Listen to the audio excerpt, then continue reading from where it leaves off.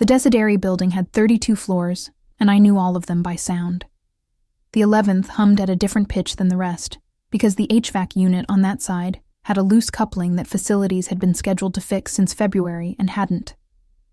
The lobby doors sealed with a specific compression sound at exactly 3 seconds after the motion sensor cleared. 2.5 if the weather had swollen the frame. The freight entrance on the sublevel had a latch that caught before it released, and the catch sounded like a question.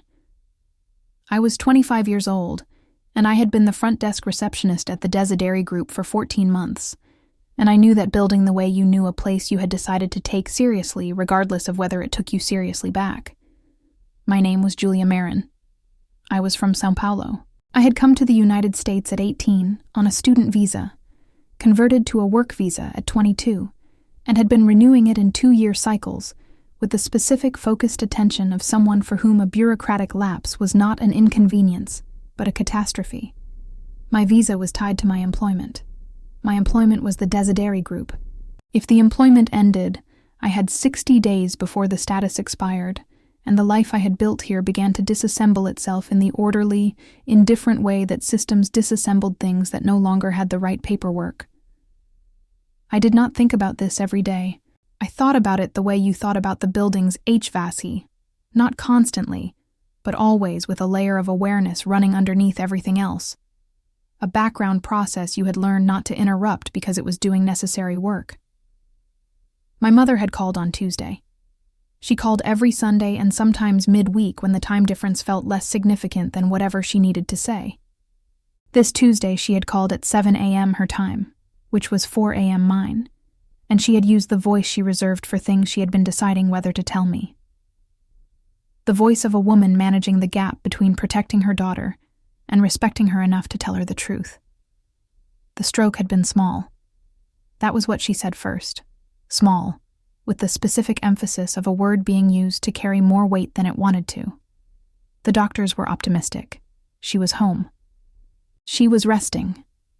But the neurologist had recommended a specialist in Boston who had a specific approach to post-stroke therapy that the São Paulo team wanted her assessed for. The process required a medical visa, which required a financial sponsor in the United States, which required documentation of stable employment and income over the previous 12 months. Stable employment. The exact phrase on the form. I had the employment. I had 14 months of it, logged and documented and verifiable. I had the income. What I did not yet have was the 45 days it would take to compile and file the sponsorship documentation before the specialist's assessment window closed. 45 days of nothing going wrong. I had not told Elliot about my mother yet. Elliot Vane was 27, and kind in the way that people were kind when they had never been required to be anything else. Genuinely, easily, without effort. Because nothing in his life had yet presented a situation where kindness had a cost. We had been together for 8 months. He had good hands and a patient laugh, and a habit of leaving his coffee cup in places that were not the kitchen. And I had learned the geography of his apartment the way I had learned the building, by paying attention. His mother was a different geography entirely. Loretta Vane was 54 and had built the family's social presence in this city with the systematic patience of a woman who understood that standing was not inherited, but constructed, brick by brick, over years of the right events attended and the right associations maintained. She had met me twice. Both times she had looked at me with a warmth so precisely calibrated, it registered as its opposite. Not hostility, but the specific chill of a room where the thermostat had been set by someone who didn't intend for you to stay long. Elliot said she needed time. I believed him because I wanted to. That was the mistake I had not yet made yet. Friday evening, I left the building at 6:15 and walked the 12 blocks home through the October cold. Hartwell in autumn, all stone and amber light, the lake wind coming off the waterfront and pressing through the gaps in my coat. I walked with my hands in my pockets, and my mother's voice still somewhere in my chest, and the 45-day window running its quiet calculation behind everything. The city moved around me without noticing. I was exactly the kind of person it didn't notice. On Saturday, Elliot called and asked if I wanted to come to dinner at his mother's house. "Just family," he said. Casual. I said yes. The Vane house was in the Aldermore district, the old money part of Hartwell, where the houses had names rather than numbers, and the streets were wide enough that you never heard your neighbors unless they wanted you to. Elliot picked me up at 7.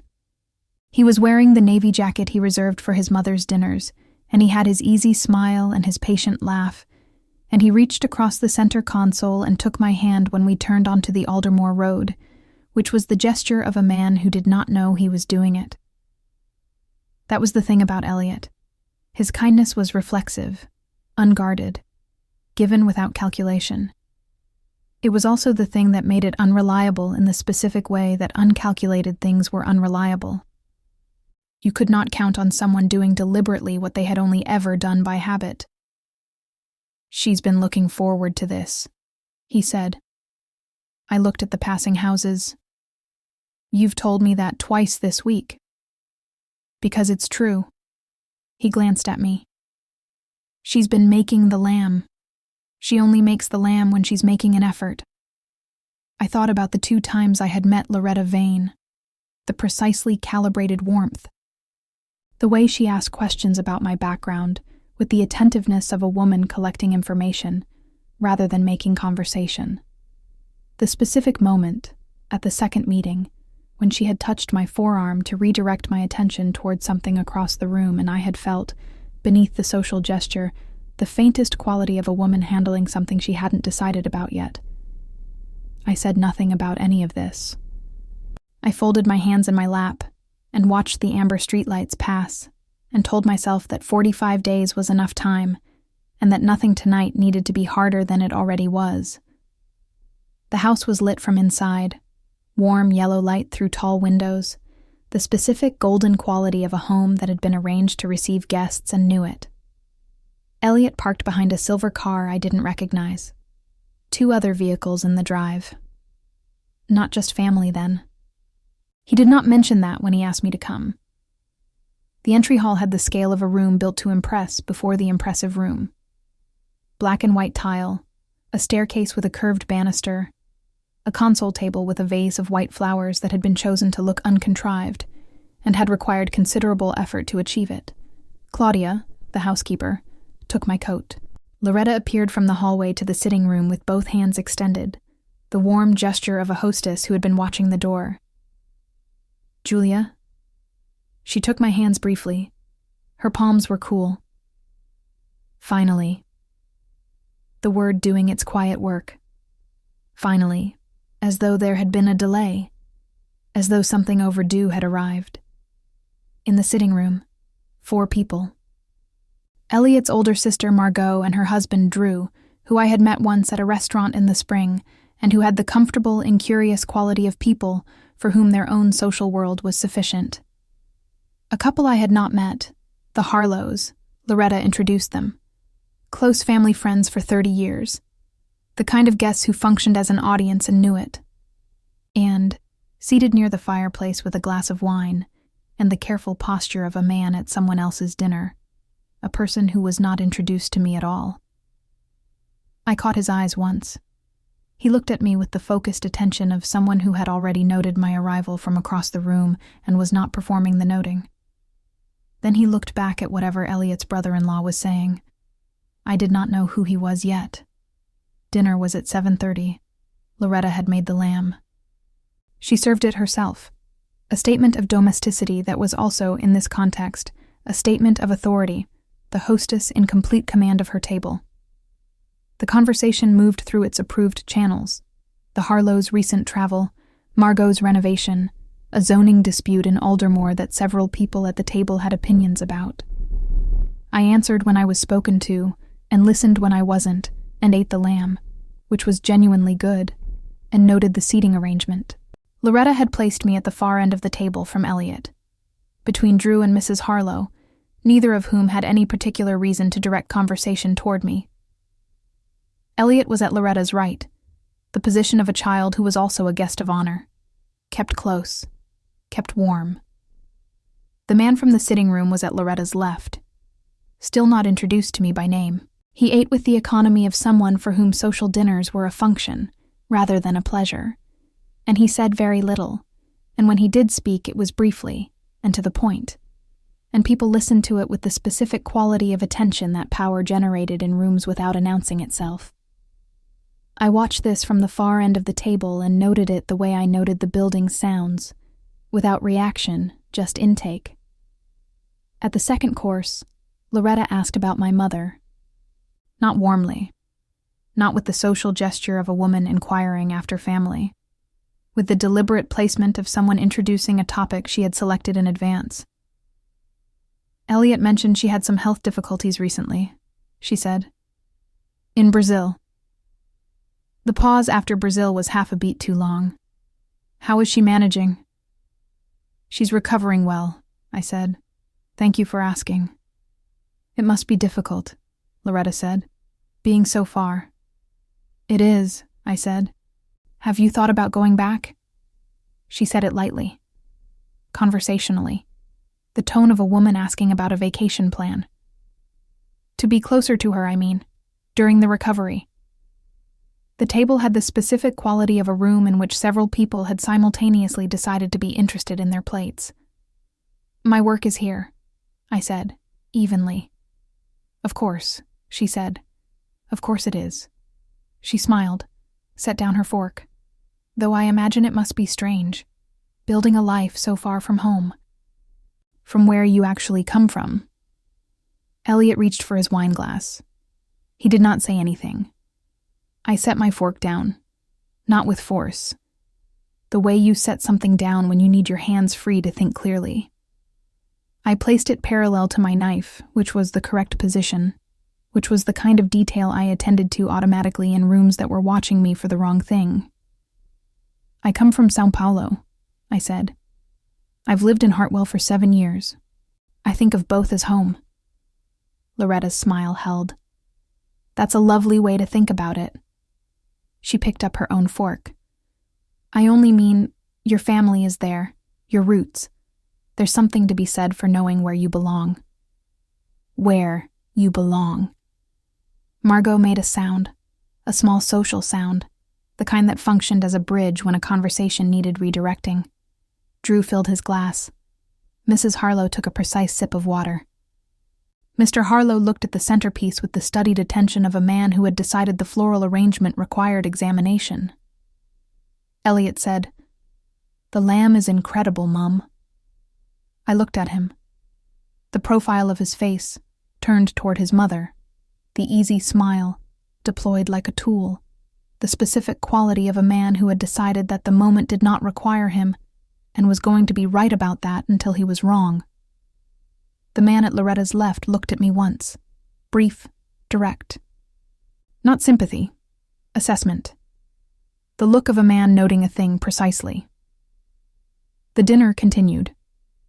Loretta moved it forward with the practiced ease of a woman who had been managing tables for 30 years.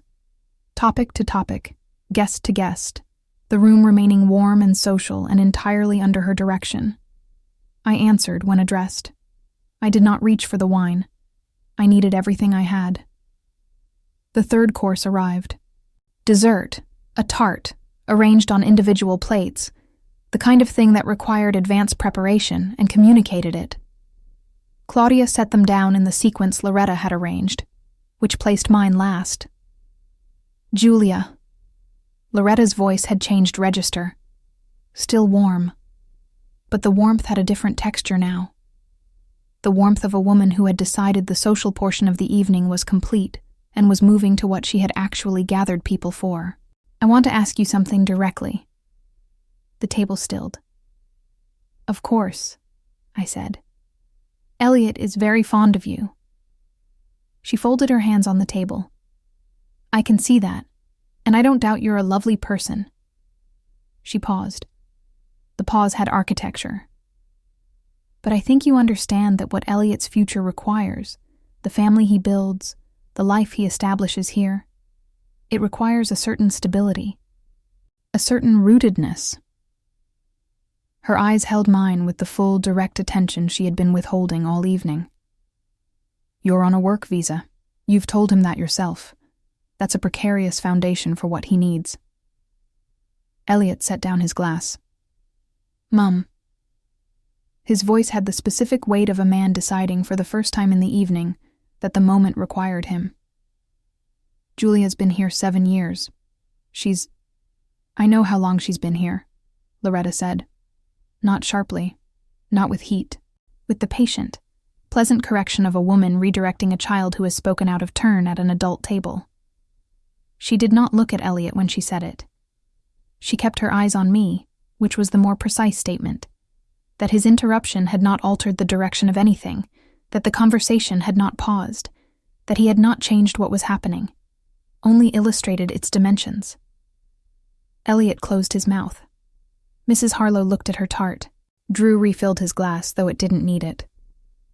Margot made a small movement, a half reach toward her husband's arm, stopped before it arrived, returned to her lap. The table had the specific quality of a room in which everyone had just understood that the interruption had not worked, and that understanding had made the air heavier than it was before the attempt. Loretta let 2 seconds pass, the gracious pause of a woman allowing the room to resettle before she continued. Then she looked at me with the warmth fully restored, the warmth that was doing the most work it had done all evening. "I'm not being unkind," she said. "I'm being honest." She tilted her head slightly, the gesture of a woman arriving now at the thing she had been building toward. "You're a capable girl. You've clearly worked hard to be here. But Hartwell is not your city. This is not your world. And I think, if you're honest with yourself, you know that." She paused. "I think it would be better for everyone. For you, for your family, for Elliot, if you went back." "Went back," I said. "Yes." Loretta's voice was gentle, entirely gentle. The gentleness of a woman who had prepared this moment carefully and was delivering it exactly as rehearsed. "Go back to your country, Julia. Build your life there, with your own people." She set her hands flat on the table, the gesture of a woman concluding something. "It's the right thing. For everyone. Go back to your country," said at a dinner table, in front of 6 witnesses. In the voice of a woman who had made the lamb and arranged the flowers and seated me at the far end from the man I had come with, because she had known when she invited me exactly how the evening would end. Margot's tart sat untouched on her plate. Drew had gone very still with his glass halfway to his mouth, suspended, the position of a man whose body had stopped receiving instructions. Mrs. Harlow looked at the window. Mr. Harlow looked at the table. The floral arrangement had apparently become even more interesting. Elliot looked at his mother. Then he looked at me. His face held the specific expression of a man who had heard something that required him and had found, in the moment of requirement, that he did not know how to be the person it needed. He had tried once. She had closed it in 4 words.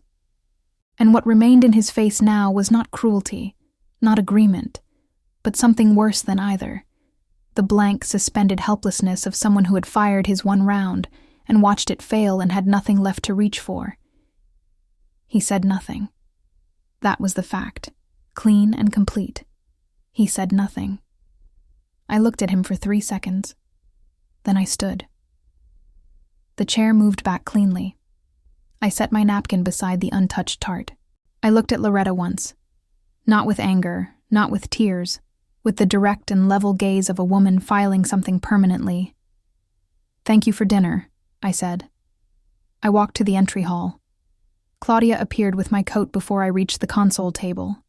She had been listening, I understood, with the particular attention of a woman who had worked in this house long enough to know when an exit was coming. She handed me the coat with both hands and did not meet my eyes, which was its own kind of testimony. I was at the front door when I heard footsteps behind me. Not Elliot. The stride was wrong. Longer, unhurried, the rhythm of a different person entirely. I turned. The man from the sitting room, the man at Loretta's left. He stood in the entry hall with his jacket on, and his hands at his sides, and the quality of presence he had carried all evening, grounded, unperforming, taking up exactly the space he occupied, and not apologizing for it. He looked at me with the same focused attention he had given me across the dinner table. "I'll get you a car," he said.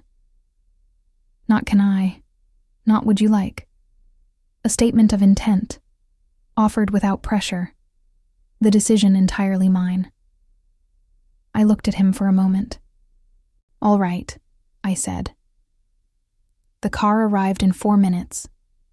I knew because I counted them, standing on the stone steps of the Vane house in the October cold, with my coat buttoned and my hands in my pockets, and the dinner table still assembled in my chest, like a piece of furniture that had been moved to the wrong room. 4 minutes. The efficiency of a man who made one call and had the result he required. He stood 2 steps below me on the path, not beside me, not close, just present, facing the street, giving me the space of someone who understood that the person behind him needed it. He had not said anything since the entry hall. Neither had I. The car was black and unremarkable, and arrived without a sound that announced itself. The driver got out and opened the door without being asked. I walked down the path and stopped at the car and turned. "Thank you," I said. He looked at me. In the low light from the street, his face had the same quality it had carried all evening. Still, attentive, the face of a man who was fully present in a way that had nothing to do with performance. "Your name is Julia Marin," he said. "You work at the Desideri Building." I looked at him. "Yes." "I know that building," he said. It was not small talk. It was information, offered without context, the beginning of something he was not yet completing. He reached into his jacket and held out a card. Plain, dark, minimal. A phone number and 2 words I read in the streetlight. The Commendatore. No first name, no title, no address. The specific economy of a card that communicated that the person carrying it required no further explanation. I took it. "If the situation changes," he said. And then, after a pause that had weight in it, "Or if it doesn't." I got in the car. The driver took Hartwell Road toward the waterfront without being told the address, which meant he had been given it before I got in, which meant the call had included my destination, which meant I looked at the card again in the interior light of the moving car, that the man who had given it to me had paid attention to more than the dinner table. I put the card in my coat pocket. Outside the window, Hartwell moved through its October evening, the amber lights of the Aldermore streets giving way to the wider commercial roads, then the residential blocks I knew, then the waterfront buildings, and finally mine. The narrow one on Callaway Street with the green door that stuck in winter, and the 3rd-floor window I kept cracked because the radiator ran hot. The driver stopped without being redirected. I sat in the car for 1 moment before getting out. Just one. The specific pause of a person who has been moving through an emergency and has reached the first moment quiet enough to feel what the emergency actually was. Loretta Vane had sat at the head of her table and told me to go back to my country, in front of her family, in front of guests. In the same voice, she used to discuss renovation schedules and travel itineraries, as though my life in this city were a logistical inconvenience rather than 7 years of work and visas, and learning to navigate a world that had not been built to make space for me easily. And Elliot had said nothing. I did not feel the anger yet. Anger was what came after, when the shock had processed enough to leave room for it.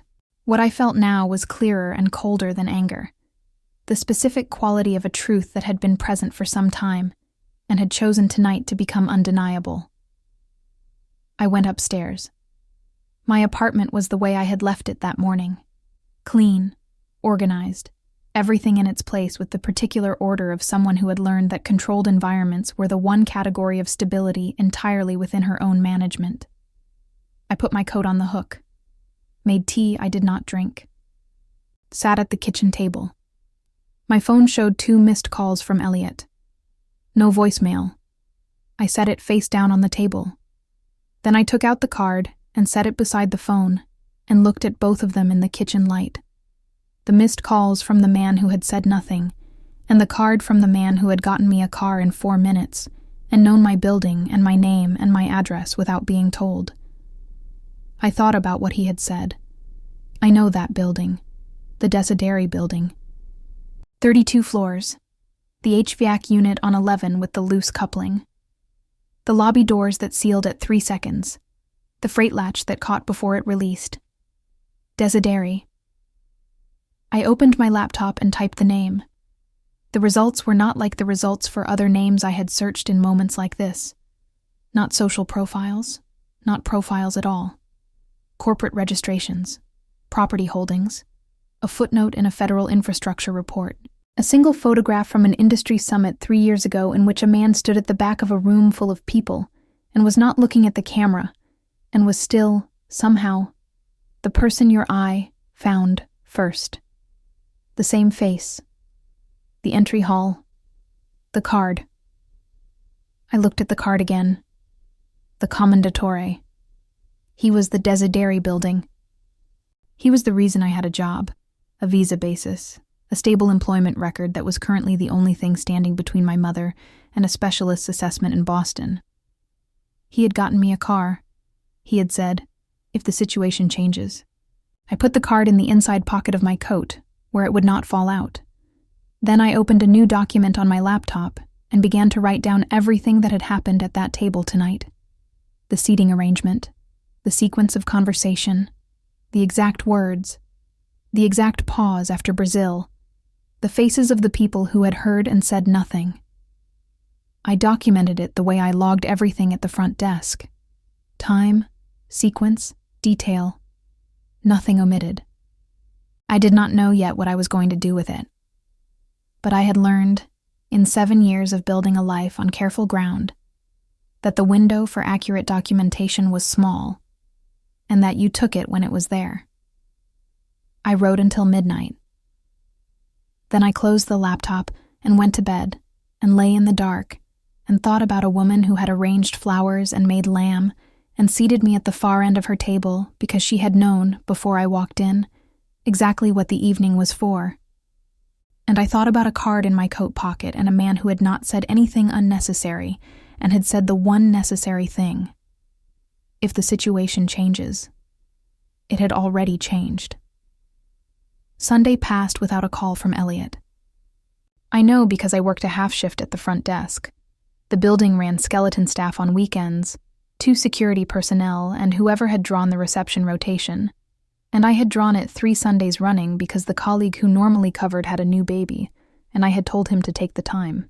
I sat at the desk from 8 until 2 and logged the 4 visitors who came through and answered the 3 calls that weren't automated and kept my phone face up on the desk beside the log. Nothing from Elliot. 1 message from my mother at 10 a.m. her time. A photograph of her breakfast, which was her way of communicating that she was well without requiring me to ask. I sent back a photograph of the lobby through the front glass, the Sunday Hartwell light coming off the waterfront. She sent a single heart. That was our language.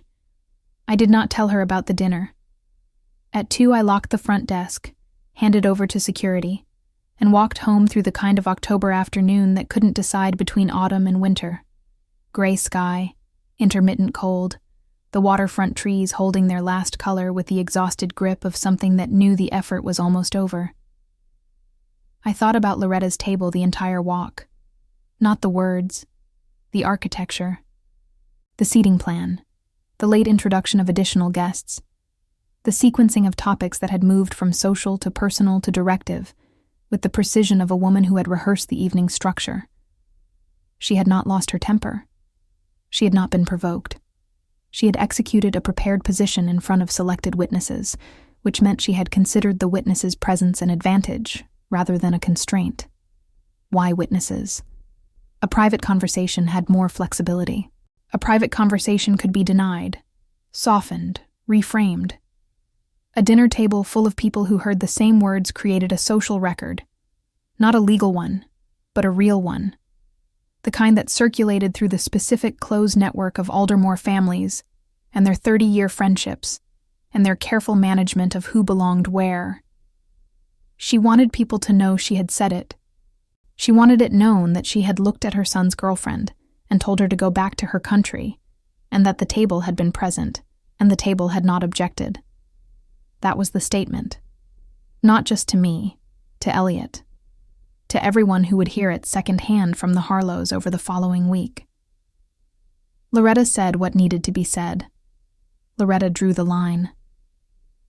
I stopped at the corner of Calloway and Fifth and stood in the cold and felt the shape of it fully for the first time. She was not finished. Monday, the building ran its regular rhythm, the lobby filling from 7:30, the elevator traffic peaking at 9, the delivery queue starting at 10. I logged the morning visitors with the efficiency of 14 months of practice and answered the main line and managed the courier register, and at 11:15 redirected a misdirected call from a woman who identified herself as an assistant at Hartwell & Vane family office and wanted to speak with someone in the Desideri Group's Human Resources Department. I noted the name. Hartwell & Vane. The Harlows. The couple from the dinner table. 30 years of close family friendship. I transferred the call as requested. HR was on 17. The extension was in the system. The transfer took 4 seconds. Standard procedure. I logged it the way I logged everything. Time, caller identification, destination extension, duration. Then I sat at the desk and looked at the log entry. Hartwell & Vane family office. HR. Monday 11:15 a.m. One day after the dinner. I pulled the visitor log for the previous 3 weeks.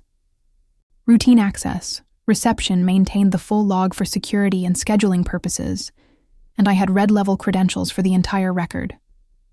I was looking for a pattern, and I found one in 40 seconds. 2 previous calls from Hartwell & Vane to the HR extension, logged at irregular intervals over the past 6 weeks. 1 6 weeks ago, 1 3 weeks ago, 1 today. 6 weeks ago was when my mother's stroke had happened, when I had told Elliot. When Elliot, I understood now, had told his mother. I printed the log, folded it, put it in my bag. Proof item 1. At 12:30, I took my lunch break on the 4th floor terrace, the small concrete ledge that faced north toward the waterfront and was reliably empty at midday because the wind came off the lake, and most people preferred the interior common areas. I stood with my sandwich uneaten and my phone in my hand, and thought about what 3 calls from Hartwell & Vane to an HR extension meant in the context of a woman who had told me to leave the country one night before the first call resumed its pattern. She was not just managing her dinner table, she was managing my file. Whatever she had built over 6 weeks through the Hartwell connection, whatever had been said, requested, suggested in those calls to HR, it was sitting somewhere in the building's employment records, attached to my name, building a case she could use if the social pressure alone wasn't sufficient. I needed to know what was in the file. I could not access HR records directly. Reception credentials didn't reach that far, and pulling records outside my authorization would itself become a problem in a personnel dispute. But I could access the building's external visitor log, the internal call duration records for the main exchange, and the facilities calendar that showed which conference rooms had been booked and by whom. I ran all 3 from the reception terminal after lunch, during the quiet window between the 1 o'clock return traffic and the 2 o'clock courier peak. The external visitor log showed nothing from Hartwell & Vane in person. The call duration records showed 3 calls to HR extension. 6 minutes, 4 minutes, 11 minutes. The 11-minute call was today's. The facilities calendar showed a conference room booking on the 17th floor, HR's floor, for this Thursday at 2 p.m. The booking name: Desideri Group, External Consultation. External Consultation. Thursday, 2 days away. I photographed all 3 records on my phone screen, added them to the folder I had started Friday night, beside the written documentation of the dinner. Proof item 2. I was still looking at the photographs when the main line rang. I answered. Front desk, Desideri Group. A pause. Then, Julia. The voice I had not heard since the entry hall. Low, level, carrying the same quality it had carried across the dinner table and down the stone steps. The voice of a man who chose his words the way he chose everything, with the specific economy of someone who had learned that most things required less than people gave them. Sir, I said. The word arrived naturally, without deliberation. Some titles were accurate enough that they required no adjustment. I need you to come to the 14th floor, he said. When your shift ends. Not a question. Not a command. The statement of intent he had used in the entry hall. The decision entirely mine. The door entirely open. What time would work? I said. 6, he said. I'll be there, I said. The line closed. I set the phone down and looked at the lobby, the afternoon light moving through the front glass, the elevator indicator cycling, the building going about its regular business around me, and thought about the 14th floor, which I had logged visitors to, and received packages for, and directed calls toward for 14 months, without once having been inside it. 5 hours. I went back to the log.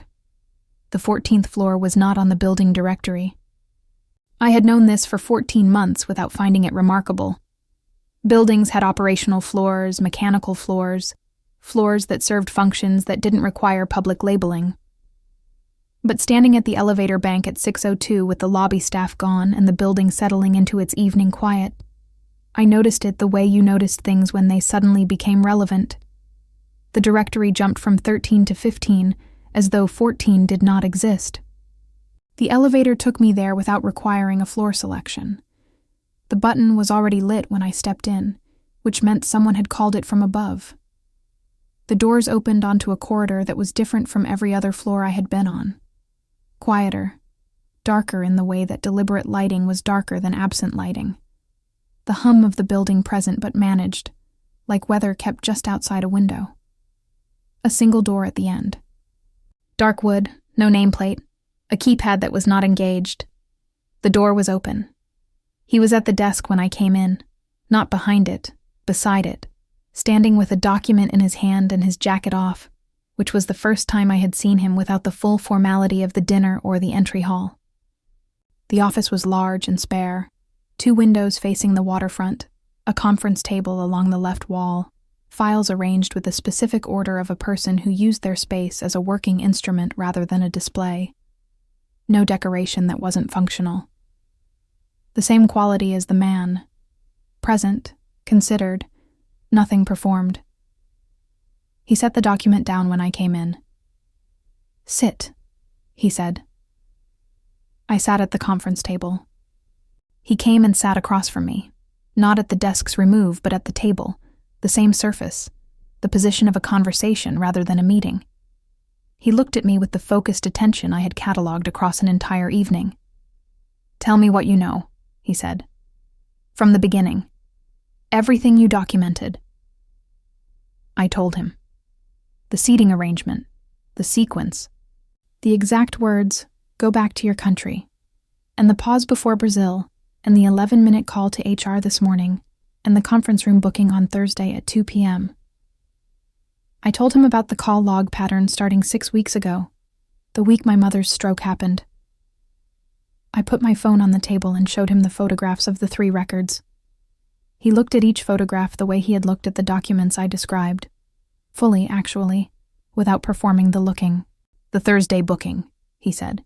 "External consultation." "HR's floor," I said. 2 p.m. "Harlow and Vane is a family office," he said. "They manage private wealth, trusts, estates, investment portfolios.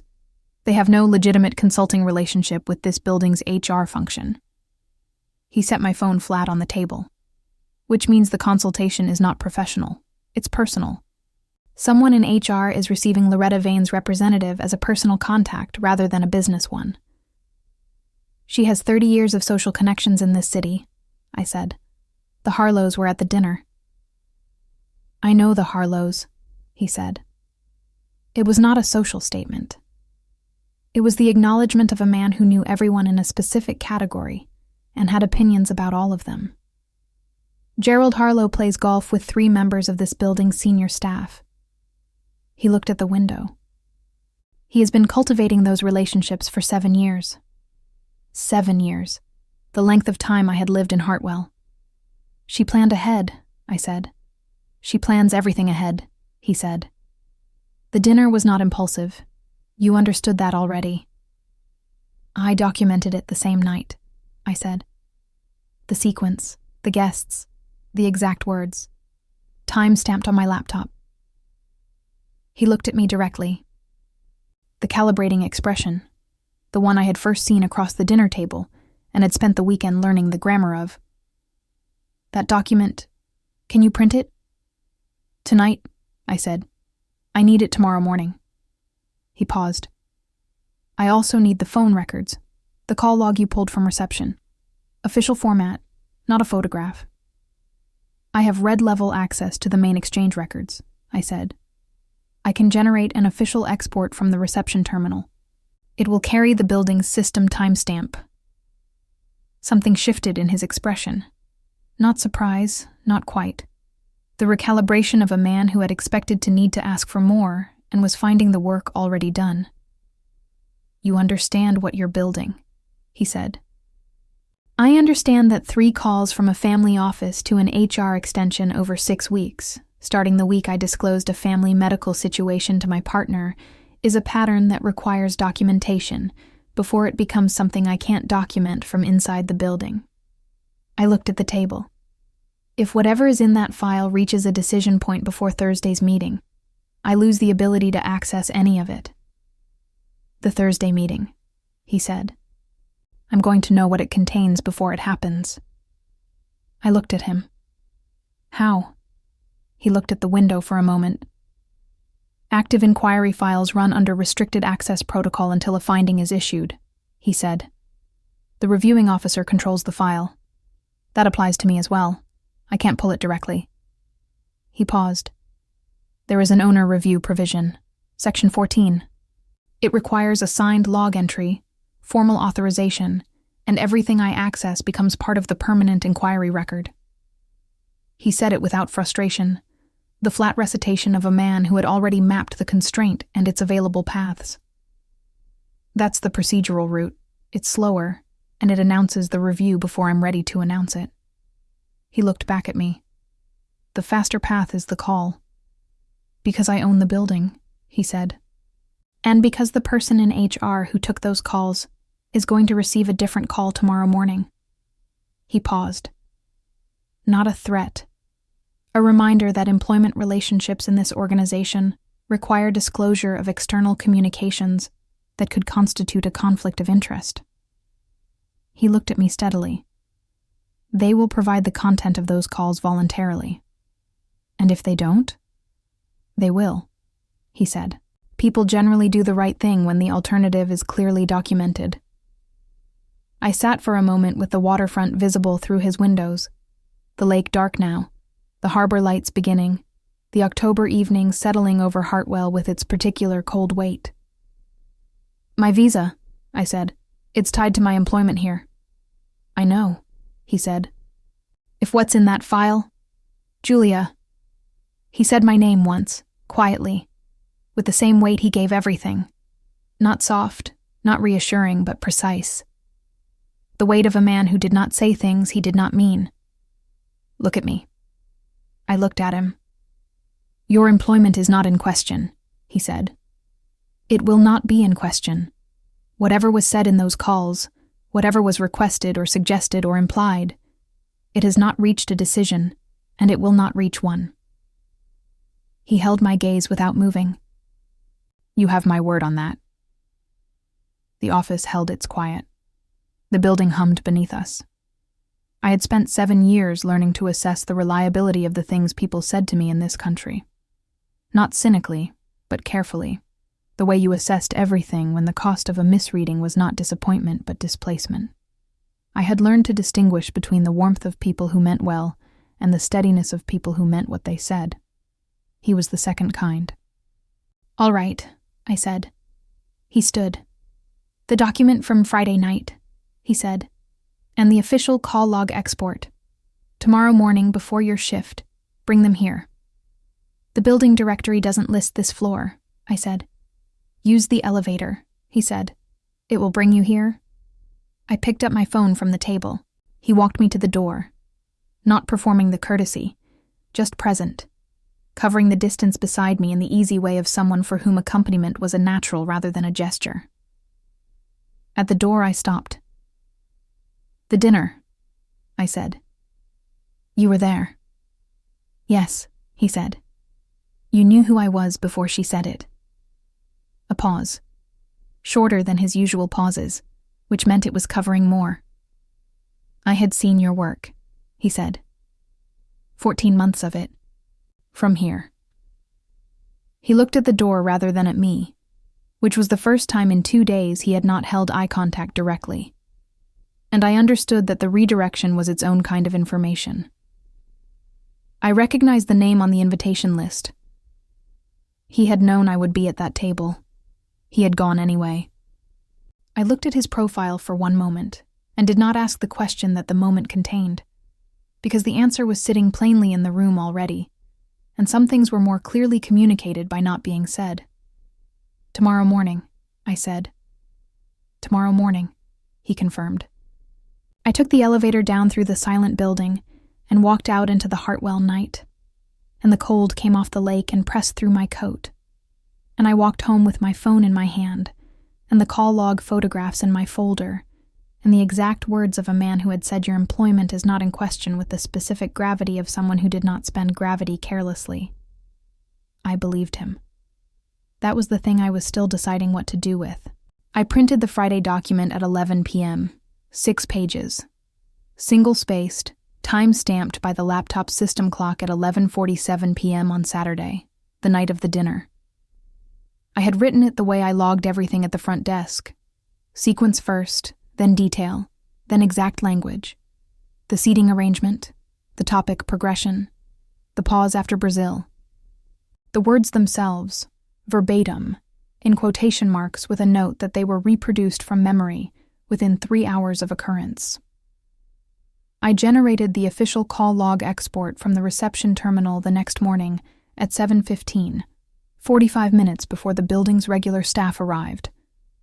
The export carried the building's automated timestamp, the system identifier, and the call records in their original format: duration, origin number, destination extension, date. 3 entries. 6 weeks of pattern, visible in a column. I put both documents in an envelope and took the elevator to 14. He was already there. The desk had 2 open laptops and a legal pad with handwriting I couldn't read from the door. He took the envelope without opening it immediately, set it to one side with the deliberate placement of a man who had other things to show me first. Sit down, he said. I sat at the conference table. He turned one of the laptops toward me. The email had come in at 8 a.m. He told me this without preamble, that he had placed the call to Constance Farr the previous evening, after I had left, and that she had not confirmed immediately. The protocol required her to pull the file, review the contact log, and assess the disclosure threshold before responding in writing. He had waited. The email arrived at 8:03, 11 minutes before I had stepped off the elevator, and he had read it twice before I came in. On the screen, an email chain. The building's HR director, a woman named Constance Farr, who had worked on 17 for 6 years, and whom I had redirected calls to hundreds of times without ever meeting in person, had provided the content of all 3 calls that morning at 8 a.m., as he had said she would. The email was addressed to him directly, formal, 2 paragraphs, the language of a person making a voluntary disclosure and being careful about every word. I read it. The first call, 6 weeks ago. Loretta Vane, calling through Gerald Harlow's assistant, had inquired generally about the Desideri Group's policies regarding visa-sponsored employees and performance review timelines. Constance Farr had provided general information, standard policy, nothing specific to any individual file. The second call, 3 weeks ago, more specific. Loretta had asked whether a receptionist in a visa-tied position could be reviewed for role fitness if her personal circumstances, the word she had used, according to Farr, was distraction, were affecting professional reliability. Farr had said she would need specific documented concerns to open a review. The third call, yesterday, 11 minutes. Loretta had provided the specific documented concerns. She had described a series of alleged performance issues at the front desk: misdirected calls, a visitor log discrepancy, a pattern of extended personal calls during working hours. She had offered to provide written statements from 2 witnesses. I looked at the screen, then at him. She fabricated performance issues, I said. She prepared them, he said. The distinction, precise without elaboration. I looked at the dates on the email. 6 weeks back, the first call landing in the same week I had told Elliot about my mother. The first call wasn't a complaint, I said. It was a survey. She was finding out what the threshold was. He looked at me. Yes. And the second call confirmed it. What the documentation would need to look like. Specific concerns, he said. Her word to Far. She needed to know what specific meant before she built them. I looked at the third entry. 11 minutes. The longest call by 4 minutes. Then the third call was the delivery. With an offer to provide written statements, he said. 2 witnesses. I already knew the dinner table, the faces, the specific quality of women who had heard something and looked elsewhere. Margot, I said. And Petra Harlow.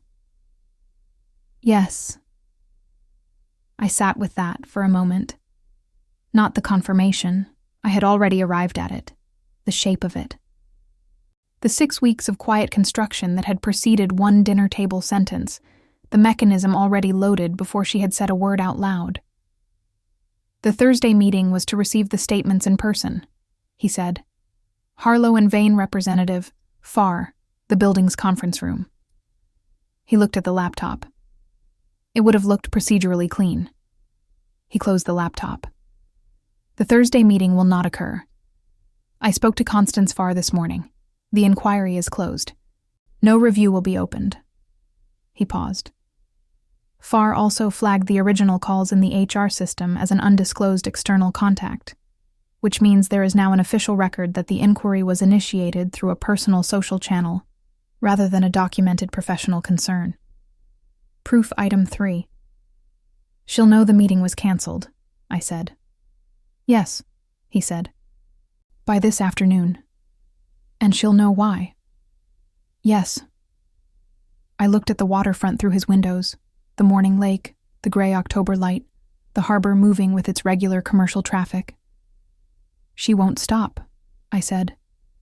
This was one mechanism. She has others. I know, he said. Which is why I need everything you have. The Friday document, the call log, the email chain, the visitor log photographs, compiled into a single file with a cover note establishing the timeline. He looked at me. I need it by tomorrow.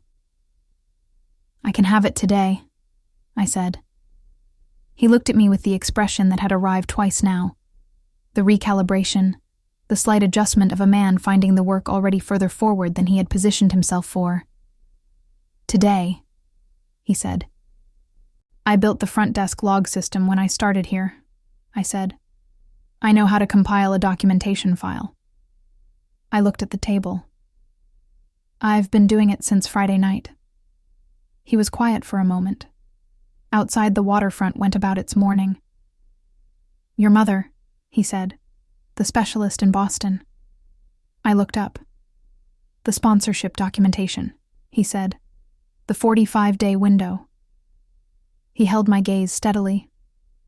Valentina, my legal advisor, can have the sponsorship package filed by Friday. Complete, verified, carrying the building's letterhead and employment confirmation. He paused. Your mother's assessment can be scheduled within the month. I did not say anything for a moment. That's separate from the rest of this, I said. You don't need to. It is separate, he said, and I am choosing to. He said it without warmth or performance. A fact, stated cleanly, without requiring anything from me in return. Your employment here is stable. The documentation confirming that stability should have been available to you 6 weeks ago. It wasn't, because no one told you it could be. He paused. I'm telling you now. The office held its quiet. I thought about my mother's voice at 4 a.m. her time. The word small, doing work it didn't want to do. The 45 days running their calculation behind everything. Thank you, I said. He nodded once. the nod of a man for whom gratitude was acknowledged and filed and required no additional processing. I stood, picked up my phone. At the door I stopped, because something in the morning required it. She said it in front of 6 people, I said. Loretta, she wanted witnesses. She wanted it known. I looked at the door. Whatever happens next, I want that in the record too. Not just the HR file, the words themselves. He looked at me for a long moment. They will be, he said, before this is finished. I went down to the lobby and opened the desk at 8 and logged the first visitors of the day with the same efficiency as every other morning, and the building ran its rhythm around me. And at noon I compiled the documentation file, 7 items, cover note, timeline, and sent it to the 14th floor through the internal system before the afternoon courier peak began. His reply came at 12:47. 3 words. This is enough. I read them at the desk between calls and felt the specific quality of a thing that had been uncertain becoming solid. Not safe, not resolved, but load-bearing, the way a foundation felt different from the floor built on top of it. 2 weeks until the pressure came for real. I went back to work. Valentina Greco arrived on Thursday. Not Thursday at 2 p.m. when the canceled HR meeting would have occurred. Thursday at 10 a.m., which was the time he had scheduled the legal meeting on the 14th floor, and which I learned about through a calendar notification sent to my work account at 7:58 that morning.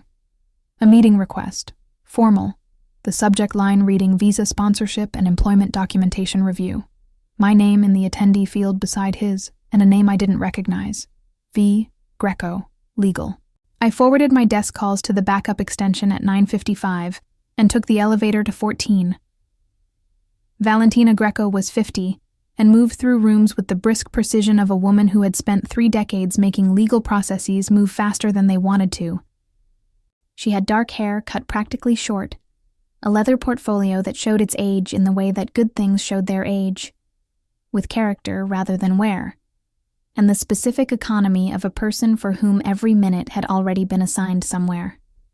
She looked at me when I came in with the assessing directness of a professional who did not require warmth as an opening. "You're Julia Marin," she said. "Yes," I said. "Sit down. We have a lot of ground." He was at the conference table already. He had the documentation file I had compiled, printed, not on screen, open in front of him, and he was reading the cover note with the focused quality I had come to recognize as his working posture. He did not look up immediately when I sat, which was not rudeness. It was the genuine absorption of a man finishing a thought before beginning the next one. Then he set the page flat and looked at me. "The sponsorship package first," he said, "then the Loretta file."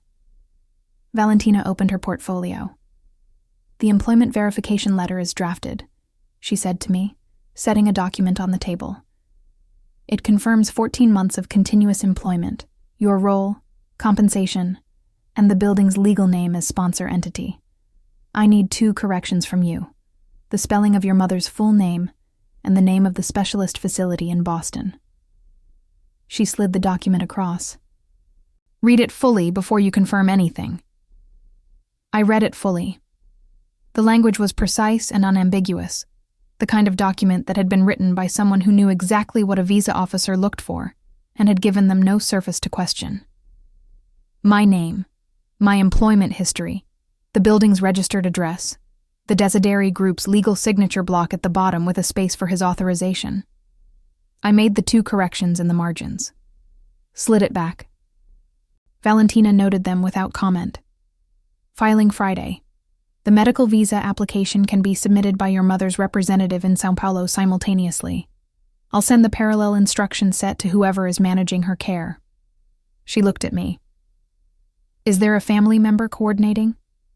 "My aunt," I said. "She speaks English. Give me her contact information before you leave today." She moved with the efficiency of a woman for whom a solved problem immediately became background, and the next problem moved to the foreground. I watched her work and thought about my mother's breakfast photograph and the 45 days that had been running their calculation for 3 weeks, and were now, quietly, being managed by someone who knew how to manage things. He was watching me. Not obtrusively, the peripheral quality of a man whose attention covered a room without announcing itself. When I looked up, he had already moved his eyes back to the document in front of him. But the slight adjustment was there, the fractional quality of someone who had been caught at something they had decided not to name yet. "The Loretta file," Valentina said. "Walk me through the timeline.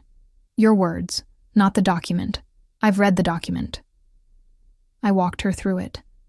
The dinner, the sequence, the words, the 6-week call pattern, the fabricated performance issues, the 2 proposed witnesses.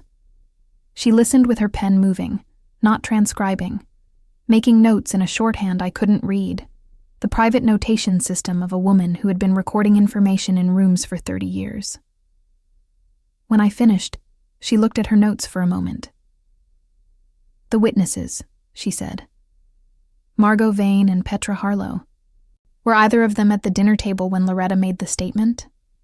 "Both of them," I said. Valentina looked at him. He looked at the table. "They witnessed the statement," she said, "and were subsequently recruited to provide written testimony about fabricated performance issues for a file intended to terminate the same person." She set her pen down. "That's not a coincidence. That's coordination." "Yes," he said. "Then the HR inquiry isn't the primary mechanism," she said. "It's the documentation layer. She needed a paper trail inside the building before she could use anything outside it." She looked at me. "Has your partner contacted you since the dinner?" 3 missed calls Sunday," I said. "Nothing since." "Has Loretta contacted you directly?" "No." "She won't," Valentina said. "Not directly. Everything she does will go through channels that give her distance from the action." She picked up her pen again. "Which means we should expect another mechanism. Something we haven't seen yet." He said nothing. I looked at him. He was looking at the waterfront window with the still expression of a man who was not processing new information, but sitting with information he already had and had not yet decided to share. "Tell me," I said. He looked away from the window. Valentina looked at her portfolio. The specific simultaneous movement of 2 people who had been in a room together long enough to have a shared language about what the other was about to do. "There is a complication," he said. "One I created." He set his hands flat on the table, the gesture I had come to read as his version of a preparatory breath. 3 weeks ago, before the dinner, before I understood the full picture, I made a decision that has since become a problem. He looked at me directly. "Elliot Vane came to this office," he said. 10 days before the dinner. He asked me, professionally, as a contact of his mother's social circle, whether the Desideri group had any concerns about a receptionist in a visa-sponsored position who had recently disclosed a family medical situation that might require extended personal leave. The conference room held its morning light. "He asked you about me," I said. "He did not name you," he said. "He described the situation." I understood who he was describing within the first minute. He held my gaze without looking away from it. I told him that the group's employment decisions were internal matters and declined to discuss individual cases. He paused. What I should have done was end the conversation and document it immediately. I did not. I let it run for 11 minutes because I wanted to understand how far the Vane family's reach extended into my organization. He paused again. That was a misjudgment. It gave him the impression that his inquiry was being treated as legitimate, rather than as what it was, an attempt to use a social connection to access a private employment matter. I sat with the shape of that. Elliot had come here. 10 days before the dinner. While I had been on the crosstown bus to his apartment with his coffee order memorized, and the assumption still intact that the silence from his mother was a thing that required patience rather than a structural problem requiring documentation. He told her, I said, what you said, that the group declined to discuss individual cases, which she read as an opening. he said. Not a refusal. A bureaucratic gap she could work around. He looked at the table. If I had ended the conversation at 30 seconds and filed a record of the contact, the 3 calls to HR would never have happened. She would have understood the channel was closed. He paused. I left it open by 11 minutes, and she built a 6-week strategy inside the gap. Valentina was writing. I looked at him.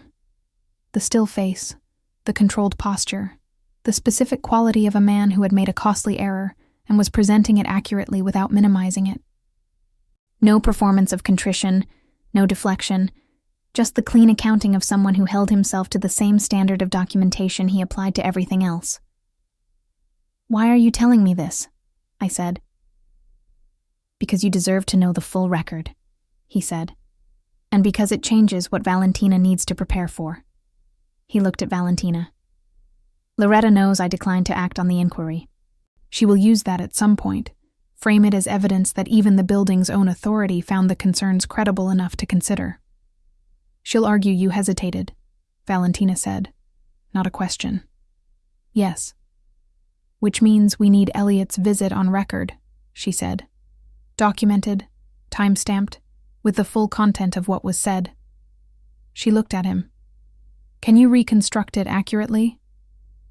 I remember everything said in that room, he said flatly. Then I need a written account by end of day. She turned to me. And I need you to tell me everything Elliot said to you in the weeks before the dinner. Any mention of his mother's concerns, any conversation about your visa, your employment, your future in Hartwell, everything. I thought back through 8 months of Elliot's easy kindness and his patient laugh and the coffee cups in the wrong places. The specific conversations that had felt like reassurance and now arranged themselves into a different shape. He asked me once, I said, in September, whether I had thought about what would happen to my visa if I needed to take extended leave for family reasons. I looked at the table. I thought he was being practical, caring about the logistics. He was gathering information, Valentina said, not unkindly. The flat accuracy of a woman who had no use for softening things that needed to be seen clearly. Yes, I said. I understand that now. The room was quiet for a moment. He was looking at me, not with the calibrating expression, with something older and less managed. The look of a man who had connected a sequence he had not previously connected and had found something in the connection that sat uncomfortably. He used your trust, he said, quietly. Not to Valentina, to me. Yes, I said. A pause. The smallest pause he had given me, barely a beat, the kind that covered a significant distance in a short space. I'm sorry, he said, that I didn't see it sooner. I looked at him for a moment, his hands flat on the table, the waterfront gray behind him, the building humming its ordinary hum below us. You saw it when it mattered, I said. That counts. Something in his face moved, not toward a smile, not toward anything easily labeled. Just the surface of a man allowing a small thing to reach him without managing its arrival. He looked at the table, then back at me. Valentina turned a page in her portfolio with the brisk efficiency of a woman who had noted the exchange and was choosing to have no opinion about it in a legal meeting. Right, she said. Next item. The next item was the immigration file. Valentina had pulled Julia's visa record, the full 2-year cycle history, the renewal dates, the employer verification submissions.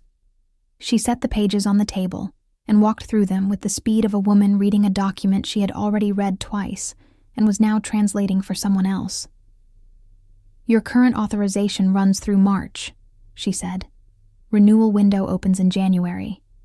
The sponsorship package for your mother's medical visa is separate from your own renewal, but they share the same employment verification letter. 1 document, 2 applications. She looked at me. If anything disrupts your employment between now and January, both processes become complicated simultaneously. I understand, I said, which is why the HR inquiry needed to be closed completely, not just paused. She looked at him. Constance Farr's disclosure. Is it filed formally in the HR system, or only in the email chain? Both, he said. I asked her to file a formal record of the contact before she sent the email. Valentina nodded. Good. That makes it harder to revisit. She turned a page. The fabricated performance issues, the misdirected calls, the visitor log discrepancy. Do those claims appear anywhere in the HR system? Farr confirmed she did not enter them, he said. The third call was the delivery. She received them, but did not open a file. Then they exist only in whatever Loretta has in her own possession, Valentina said. Which means they are unusable in any formal process without Farr corroborating them, which she will not do. She closed the portfolio. The mechanism is neutralized. What concerns me is the next one. The witnesses, I said. Margot and Petra. She still has them. She has their willingness, Valentina said. She doesn't yet have a venue to use it. The HR channel is closed. The social channel, the dinner, the word itself, that's where she still has mobility. She looked at me. Has anyone from the Hartwell social network contacted you since Saturday? Any communication that felt like pressure rather than courtesy? I thought about it. No direct contact, I said. But I work the front desk. I see who comes through this building every day. Valentina looked at him. Give her the access, he said. She looked at me. From today, you'll have red-level access to the building's full visitor management system, not just reception intake, the pre-registered list, and the calendar of expected arrivals across all floors. She set a printed access authorization on the table. If anyone connected to the Vane family or the Harlow office enters this building, you'll see it before they reach any floor above reception. I looked at the authorization form. My name, the access level, his signature already at the bottom. You signed this before the meeting, I said. Yesterday, he said. The form had yesterday's date. He had decided before I arrived, before Valentina had laid out the mechanism and the threat trajectory. He had looked at what he knew and determined what I would need, and had it ready before the question was asked. I signed my name below his and slid it back to Valentina. She added it to the portfolio, stood, and began gathering her materials with the organized speed of a woman whose next appointment was already running. I'll have the full package filed Friday, she said to me. Your aunt will receive the parallel instructions by Thursday evening. She snapped the portfolio closed. Don't discuss any of this outside this floor. I know, I said. She looked at me once more, the assessing look, but different from the first one. The look of a woman revising an initial read. You documented the dinner the same night, she said. In sequence, verbatim, time-stamped. Yes, I said. How long have you been doing that? Documenting things that way? I thought about it. Since I got my first visa, I said. 7 years. Valentina looked at him briefly, a single second, the shared glance of two people who had been in enough rooms together to communicate in its economy. Then she left. The office settled into its quiet. The building's hum. The waterfront light moving through the windows as the October cloud cover shifted. He was still at the table, not moving to the desk or the laptops, just present, as though the meeting had ended and he had not yet decided what came next. Your aunt, he said. The one coordinating your mother's care. Fernanda, I said. She's reliable. She'll understand what Valentina sends. Good. He looked at the waterfront. Your mother, does she know what's happening here? No, I said. I haven't told her. Are you going to? I looked at the table. When there's something resolved to tell her, I said. She worries efficiently. I don't want to give her something to be efficient about until there's an answer alongside it." He was quiet for a moment. "That's a particular kind of consideration," he said. "Protecting someone from a worry by resolving it first." "She did it for me for 18 years, I said. "I'm returning the practice." He looked at me then. Not the calibrating expression, not the recalibration. Something quieter than both. The look of a man setting a small piece of information somewhere precise and permanent. He stood, walked to the window, stood with his hands in his pockets looking at the harbor below. The boats, the commercial traffic, the gray water holding its October light.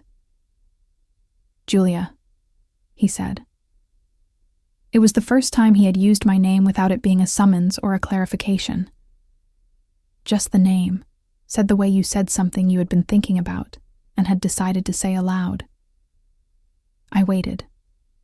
"When this is finished," he said, looking at the harbor, not at me, "and your mother is here and the file is closed." He paused. "I'd like to know how you're doing, not as an employment matter." The office held its quiet around the statement. I looked at his back, the still posture, the hands in the pockets, and one of them, I saw, was slightly closed, not fully relaxed. The specific tell of a man who had said a careful thing and was waiting to see where it landed without being willing to watch it land. "Ask me then," I said, "and I'll answer honestly." He nodded once to the window. I picked up my things and went back down to the lobby and opened the visitor access portal on my screen and logged the 12:30 arrivals and answered the afternoon calls, and the building ran its rhythm around me. And I thought about a man looking at a harbor with one hand not quite relaxed. I thought about it for the rest of the afternoon and did not resolve it into a category. I just left it where it was. The sponsorship package filed on Friday at 2:17 p.m. Valentina sent the confirmation to my work account, a single email, 3 attachments, the subject line reading Marin, medical visa sponsorship, filed. I opened it at the front desk between the 2:00 courier wave and the 3:00 call peak, and read it twice with the specific attention I gave to documents that mattered, checking each field against what I knew was required. Everything was there. The employment verification letter, the building's legal registration, his authorization signature, the Desideri Group's financial confirmation. Valentina had also included the parallel instruction set for Fernanda, translated into Portuguese, which I had not asked for, and which told me either that Valentina had thought of it herself or that someone had told her to. I forwarded it to Fernanda with one line. "This is real. File it exactly as written." Fernanda replied in 4 minutes. "Already reading. Call you Sunday." I set my phone face down on the desk and looked at the lobby, the afternoon light through the front glass, the elevator indicator cycling, the building's ordinary Friday motion, and felt the 45-day calculation stop running for the first time in 3 weeks. Not resolved yet. Filed. But filed was real in a way that intended was not, and I had learned to mark the difference. Proof item 4. The upgraded visitor access came through the same afternoon.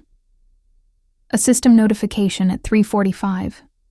My credentials had been updated to include the full pre-registration list and the building's floor-by-floor arrival calendar. I tested it from the reception terminal. 14 floors of expected arrivals, pre-registered names, scheduling notes. Every person expected in this building over the next 72 hours, visible from my desk.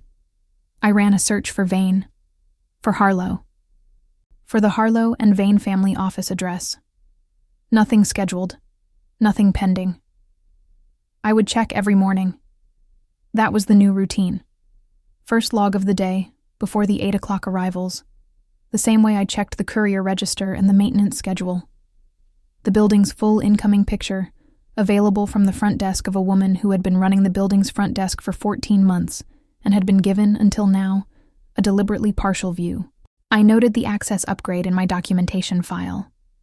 Date, time, scope, everything in the record. Elliot called on Saturday morning. Not the missed call pattern from Sunday. A real call, sustained, the kind that required something from the person receiving it. I let it ring 4 times before I answered, which was not avoidance, but the 4 seconds I needed to decide what version of the conversation I was willing to have.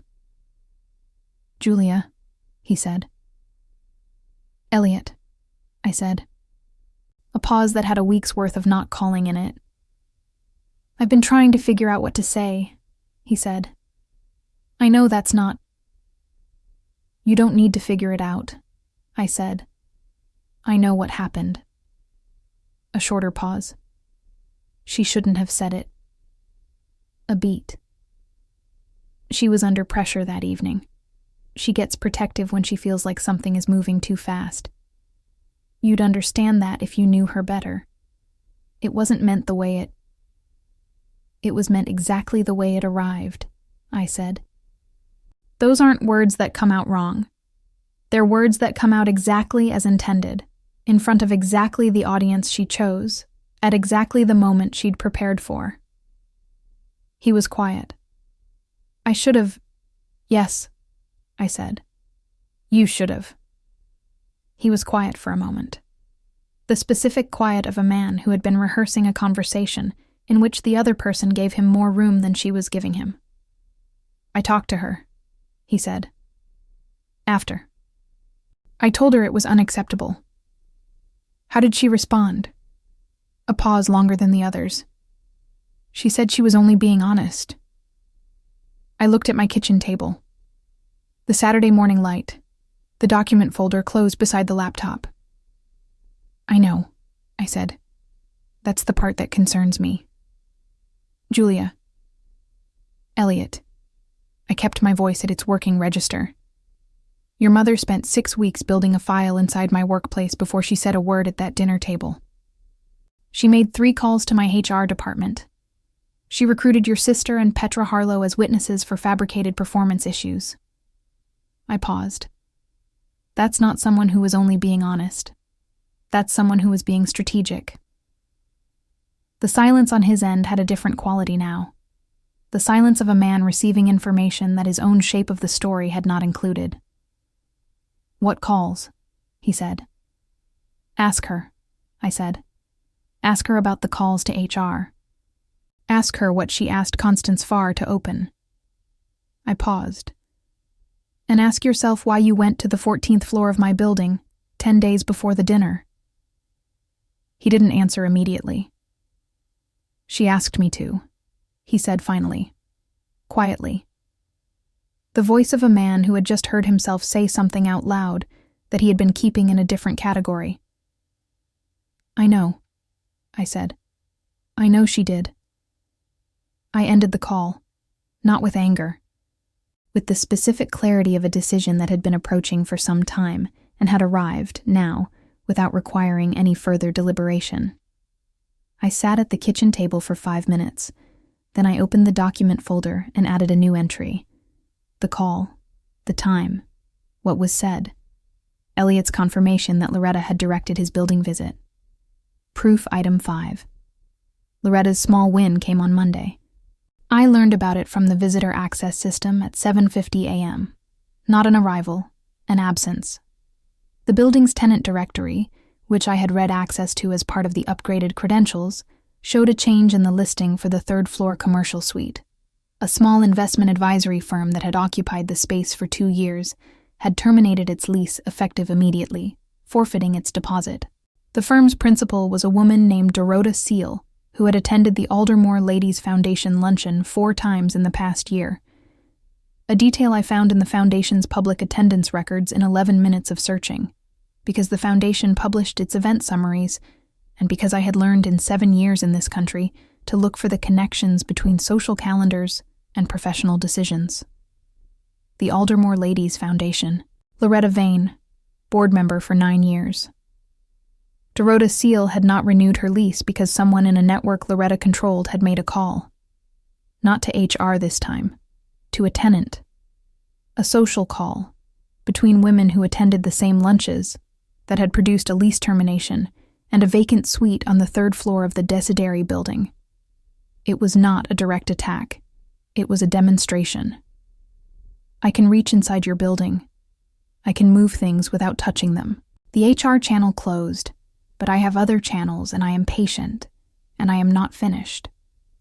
I printed the lease termination notice from the building management system, added it to the folder. Then I took the elevator to 14. He was at the desk.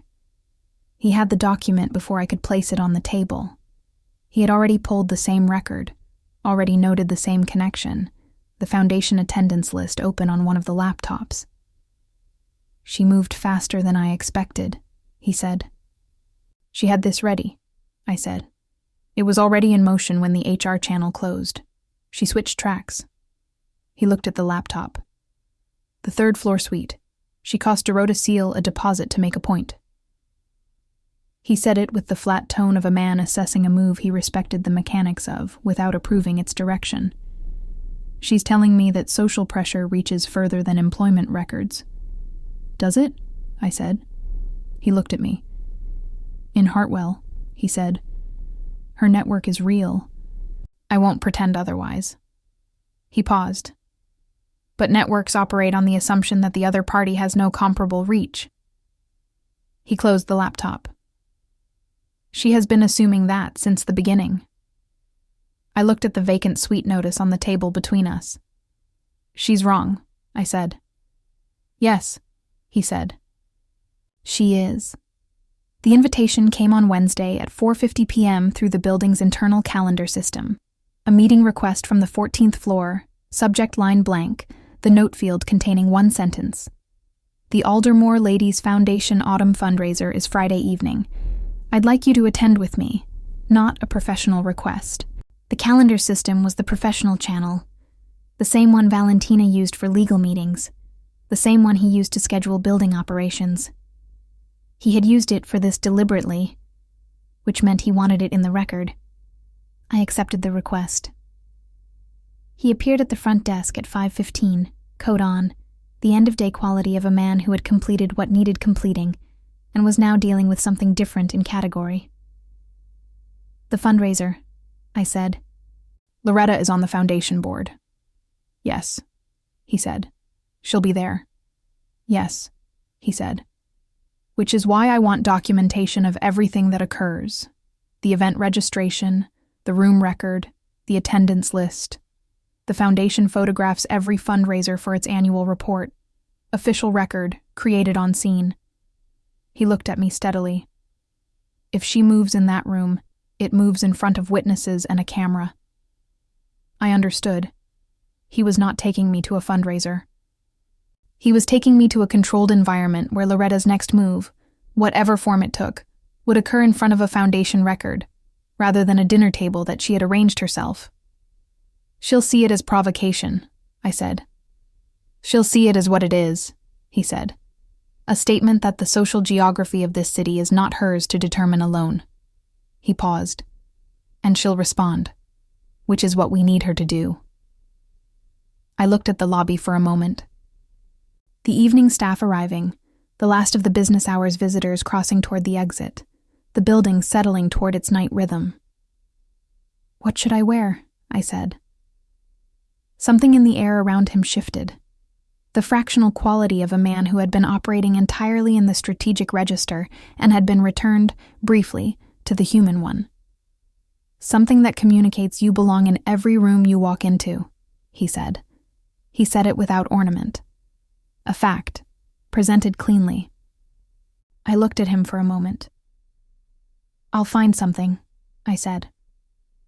The Hartwell Foundation Hall was on Crescent Street, a converted 19th century building that had been a bank, then a courthouse, then nothing for 20 years before the foundation had acquired and restored it.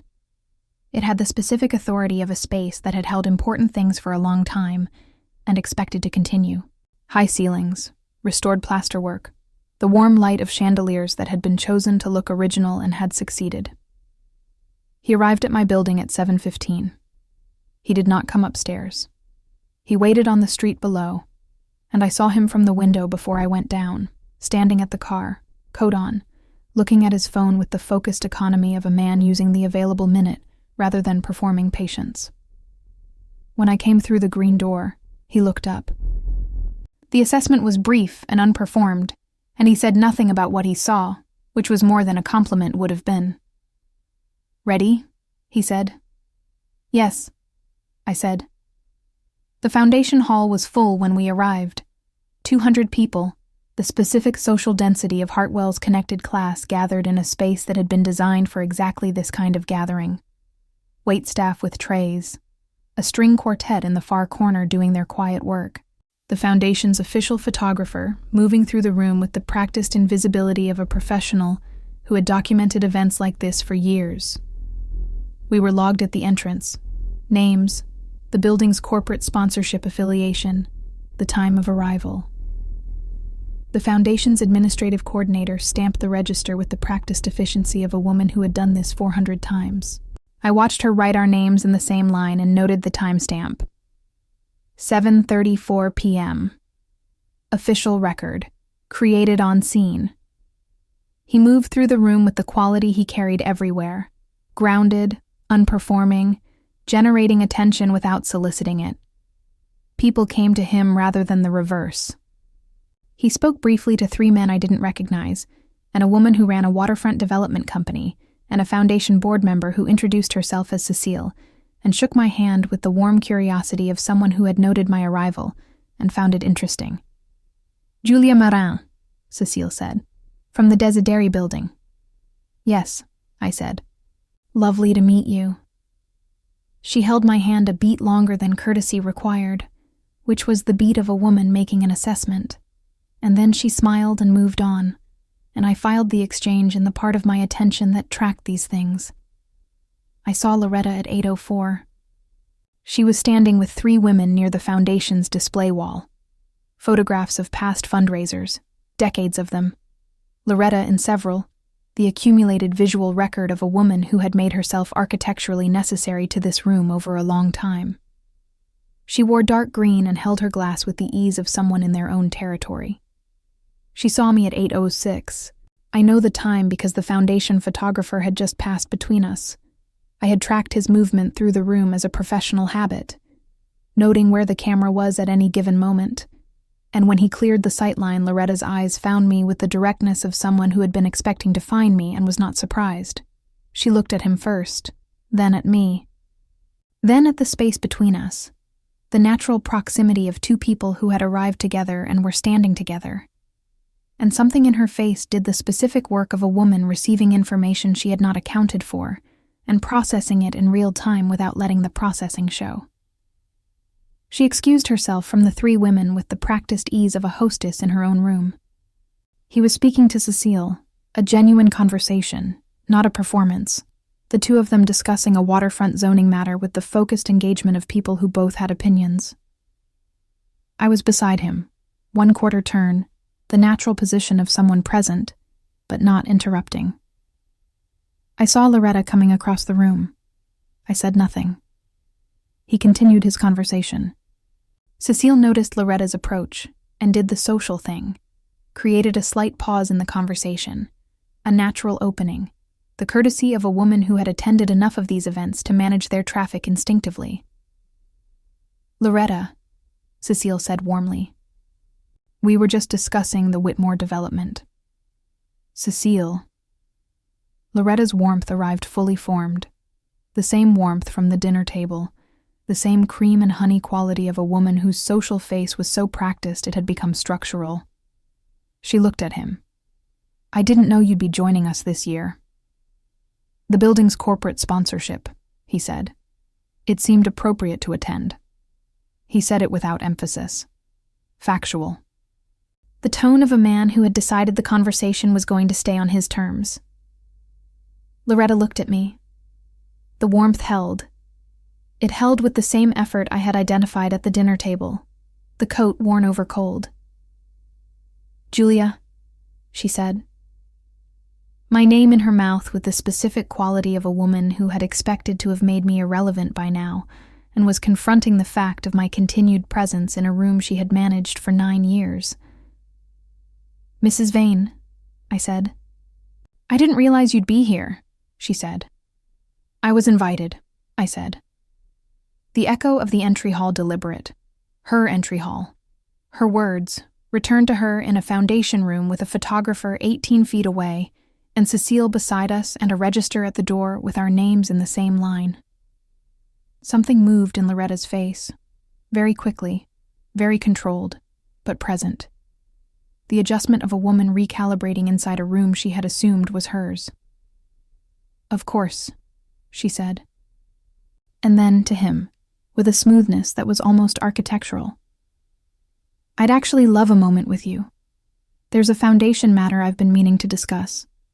A sponsorship question." She set her hand briefly on his arm. "Do you mind?" "I'm happy to discuss foundation matters," he said. "Julia can join us."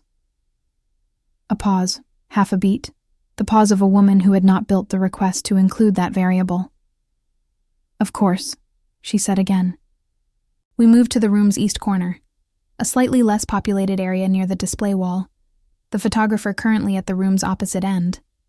Loretta set her glass on the narrow ledge beside the photographs, and turned to face us both with the full composed attention of a woman who had arrived at her moment.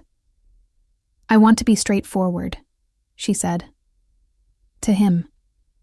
The warmth partially set aside, not gone, but thinned, the version she used when she was deciding to be honest as a strategy. "I have concerns about the situation between my son and Julia. I expressed them perhaps badly at dinner, but the underlying concern is real." She looked at him directly. "You have an interest in this building's reputation. So do I in this city. I think we understand each other." "We do," he said, "which is why I want to be equally straightforward." He looked at her with the steady, untroubled attention he gave everything. "The HR inquiry is closed. The lease pressure on the third floor has been noted. The witness statements your representative was preparing have no venue to be delivered." He paused. "What would you like to discuss?" The color in Loretta's face changed. Not dramatically. A controlled woman didn't allow dramatic, but the specific flush of someone who had just been shown the full record of what they believed they had done invisibly. "I'm not sure what you're implying," she said. "I'm not implying," he said. "I'm accounting." Then Loretta looked at me. The warmth was gone. Not to hostility, past it, to something colder and more considered. The face of a woman stripping away the performance because the performance had stopped serving its purpose. "You've made a significant effort," she said to me quietly, in the specific register of a conversation meant for two. "For a receptionist." "I document things carefully," I said. "I always have." She looked at me for 3 full seconds. Then she reached out and took my wrist. The same 4-finger grip, the same proprietary pressure of a woman who had done this once and found it effective and was reaching for it again. The air left my lungs in one sharp, silent beat. "You don't belong in this room," she said. The foundation photographer was 6 feet away. The shutter clicked. He looked at Loretta's hand on my wrist, not at her face, at her hand. The specific directed attention of a man noting a precise thing precisely. Cecile had followed us to the corner, the social instinct of a woman who had managed rooms like this long enough to recognize when a conversation had moved outside normal parameters. She was 4 feet away with her glass and her careful eyes, and she was not pretending she hadn't seen. 3 other people had turned.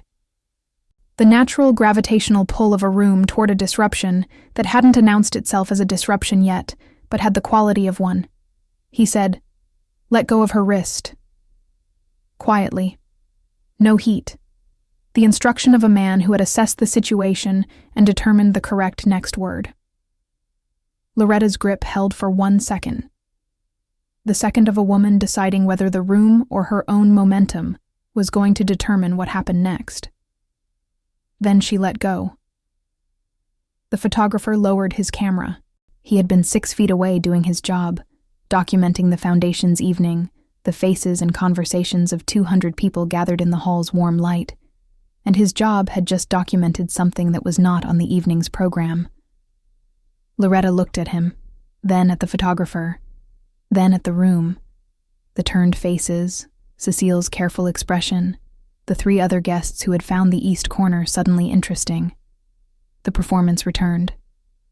Fast, practiced, the armor of a woman who had never in 20 years of these rooms lost her composure publicly and was not going to do it now. "I apologize," she said.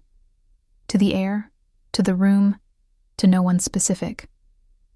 "I've had a long week." She picked up her glass from the ledge, smoothed the front of her jacket, and walked back toward the foundation's display wall with the measured pace of a woman returning to her own territory. Unhurried, unrattled, the posture of someone who had made a small error and was declining to make a larger one by acknowledging it. Cecile watched her go. Then she looked at me, at my wrist, at him. "Are you all right?" she said. To me, directly, without the social softening that would have been easier. "Yes," I said. She looked at my wrist again. The mark was there, fainter than the first time. A lighter grip on the same place but present. The second time on the same location. "I saw that," Cecile said, quietly. The statement of a woman putting herself in the record voluntarily. "I want you to know that." "Thank you," I said. She nodded once. The nod of a woman who had spent 9 years on the foundation board with Loretta Vane and had just made a decision about what that relationship was worth, against what she had seen with her own eyes. Then she moved back into the room with her glass and her careful competence, and the east corner returned to its ordinary temperature. He was looking at my wrist. "I'm fine," I said. "I know," he said. He said it the way he said everything, without softening it, which meant it was true. Then, "The photographer's name is Otto Frank. He has photographed every Foundation event for 11 years. His files are archived in the Foundation's administrative record." He looked at the room, where Otto was already moving to the next cluster of guests, camera up, doing his job. What he took in the next 48 hours becomes the Foundation's official record of this evening. The photograph. Loretta's hand on my wrist. The east corner of the Foundation hall, 200 witnesses in the same room, Cecile 4 feet away. Proof item 6. "She did it twice," I said. "In 2 different rooms," he said, "with 2 different witness sets." He looked at me. The same action, repeated, on the same person. That's not a moment. That's a pattern. The string quartet had shifted to something slower. The room moved around us in its evening. The raised glasses, the conversations building and dissolving, the Foundation's photograph record assembling itself in Otto Frank's camera 1 frame at a time. I looked at the display wall where Loretta had returned. She was with her 3 women again, composed, the warmth fully restored, the performance seamless. Across 30 feet of Foundation Hall, she was precisely what she had always been in this room. Essential, connected, fixed. She did not look at me again. She did not need to. She had done what she came to do, demonstrated in this room in front of these people that I could be touched and told where I belonged, and that the telling would not cost her anything. She believed that. She did not know about Otto Frank's archive. She did not know about Cecile's quiet statement. She did not know that the register at the door had our names in the same line, and the timestamp had been logged, and the building's corporate sponsorship had put us in the Foundation's official record before we had taken 10 steps into the room. She had walked into his setup and had reached for the same move she had used at her own dinner table, because she had not yet learned that the second time you did something, it became evidence of the first. "Friday," I said. "What happens Friday?" He looked at me. "She receives a meeting request," he said, "from this building, for Monday morning." He paused. "It will not be optional." I looked at the display wall. Then at him. "All right," I said. We stayed for another 40 minutes, the professional minimum, the length of time that communicated presence rather than performance. He spoke to 4 more people. I spoke to Cecile once more, briefly, and she gave me her card without my asking for it, which told me she had already decided what her involvement in the next stage would be. At 9:50, we collected our coats. The Foundation's administrative coordinator logged our departure in the same register as our arrival. Outside on Crescent Street, the October cold had settled fully. The lake wind, the amber lights, the city going about its late evening indifferently. He stood at the car and looked at the hall's lit windows for a moment. "She'll prepare tonight," he said. "Whatever she brings Monday, she'll have spent the weekend on it." "So will we," I said. He looked at me. The quiet expression, not the calibrating one, not the recalibration. The one I had learned to recognize as the version of his face that had stopped managing itself for a moment. "Yes," he said. "We will." I got in the car. Through the window, I watched him stand on the Crescent Street pavement for one more second before getting in, hands in his pockets, looking at nothing specific. The posture of a man at the end of an evening that had required more than he had allowed himself to show. One hand slightly closed. I looked away before he turned. The meeting request went to Loretta at 6 p.m. Friday. Valentina drafted it. Formal, building letterhead, the subject line reading Desideri Group, Matter of Conduct. The time, Monday, 10 a.m. The location, 14th floor. The note field contained one sentence. Attendance is required. She confirmed at 9:17 p.m. I know because I was watching the building's calendar system from my kitchen table when the acceptance notification came through. The automated response of a woman who had received the request and understood, from its language and its origin, that declining was not a real option. I noted the confirmation time, added it to the file. Then I called Fernanda, who told me the medical visa application had been received and logged by the Boston Specialist's administrative office on Friday afternoon, and that my mother's assessment was scheduled for November 14th. I sat at the kitchen table for a long time after that call. Then I went to bed and slept fully for the first time in 3 weeks. Monday came in clear and cold, the first hard frost morning of the season, the Hartwell waterfront glittering under a sky that had finally committed to winter. I opened the desk at 7:30, ran the visitor log, confirmed Loretta's name on the pre-registered list for 10 a.m., and at 9:55 forwarded my calls to the backup extension and took the elevator to 14. He was at the conference table with Valentina and a third person I recognized from the building's legal affairs floor. A man named Reyes, who handled formal proceedings and who had the precise, unhurried quality of someone paid to ensure that everything that happened in a room was airtight before it happened. On the table, the full documentation file, printed and tabbed. Otto Frank's photograph, printed on professional stock. The Foundation's archival stamp visible in the lower corner. Cecile's written statement, signed and dated Saturday, delivered by hand to Valentina's office. The HR inquiry record, the call log, the visitor management entries, the lease termination notice, the Friday night document. Every item I had built since the dinner table, assembled in sequence, 17 pages. He looked at me when I came in, nodded once. I sat. Loretta arrived at 10 exactly. She came alone. No Pharaoh, no Harlow representative, no assistant. That told me something. She had decided that whatever she was bringing, she was carrying it herself, which meant it was either something she trusted completely or something she needed to control precisely. She wore gray today, not cream. The choice of a woman who had recalibrated between Friday and Monday. She sat across the table and looked at the assembled documents without reaction. The practiced composure of a woman who had decided in advance not to give the room anything. "Thank you for coming," he said.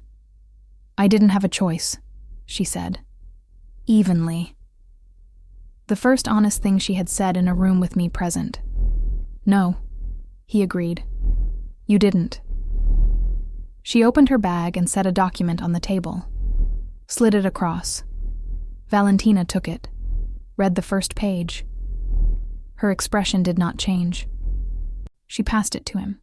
He read it. I watched his face.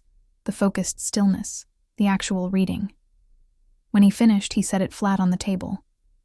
"A defamation filing," he said, "against Julia Marin, alleging that the documentation she compiled constitutes a coordinated campaign of harassment against a private individual." He looked at Loretta. "Filed this morning. 30 minutes ago," she said. "My attorney has the receipt." This was the last intelligent move. Not the HR file, not the lease pressure, not the grip at the foundation. This, the use of Julia's own careful documentation as the weapon. If the filing held, every proof item became evidence of harassment. The 7-item file, the tabbed pages, the call log photographs, reframed as the actions of a woman conducting a campaign rather than building a defense. She had spent the weekend on it. It was well constructed. "Julia," he said, "I had been waiting for this." Not the filing specifically, but the shape of it. The use of documentation against the person who documented. It was the logical endpoint of a strategy built by a woman who understood systems, and I had considered it on Saturday morning, and had made one call as a result. I took my phone from my pocket, opened the email I had received at 8:40 a.m. that morning, 40 minutes before Loretta's filing, from the Hartwell Foundation's administrative office. I set the phone on the table. "The Foundation archives its official event photographs within 72 hours, I said. "Otto Frank submitted Friday's photographs Saturday evening. The Foundation's administrative coordinator logged and archived them Sunday morning at 11:15 a.m. I looked at Loretta. "The archive timestamp predates your filing by 19 hours. Reyes picked up the phone, read the email, looked at Valentina. "The photograph is in an official institutional archive," he said, "predating the defamation claim. It cannot be characterized as part of a harassment campaign. It is a Foundation record, created by the Foundation's own photographer, archived through the Foundation's own process." He set the phone down. "The filing won't survive a motion to dismiss."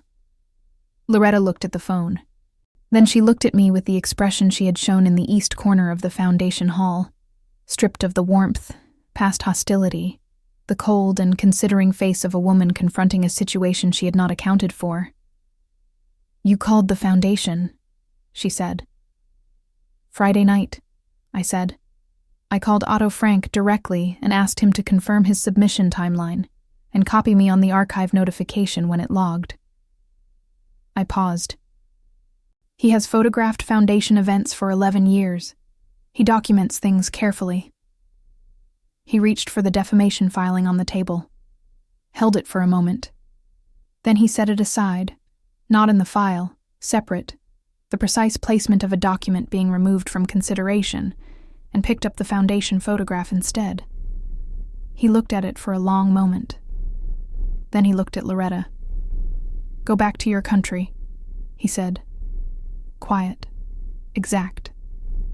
Each word placed with the deliberate care of a man repeating something in order to hear what it actually sounded like in a room where it could be fully examined. Loretta went very still.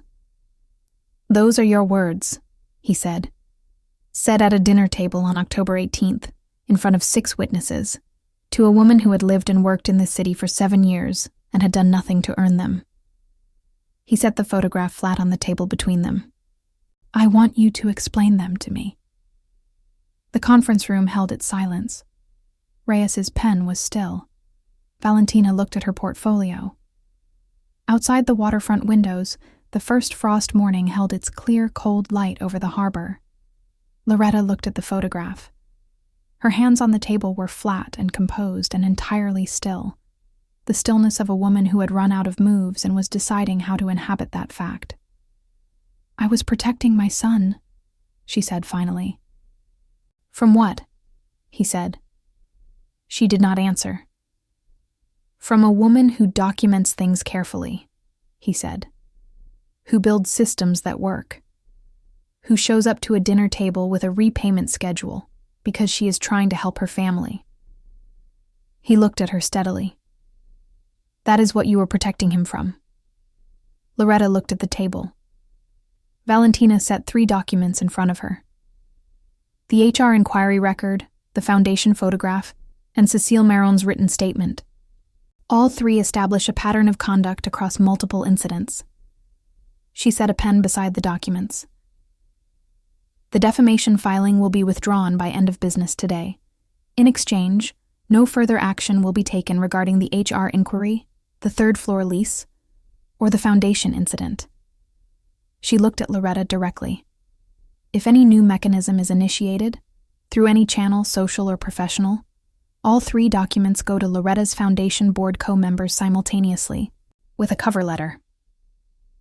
Loretta looked at the pen. For a long moment, she did not move. Then she picked it up.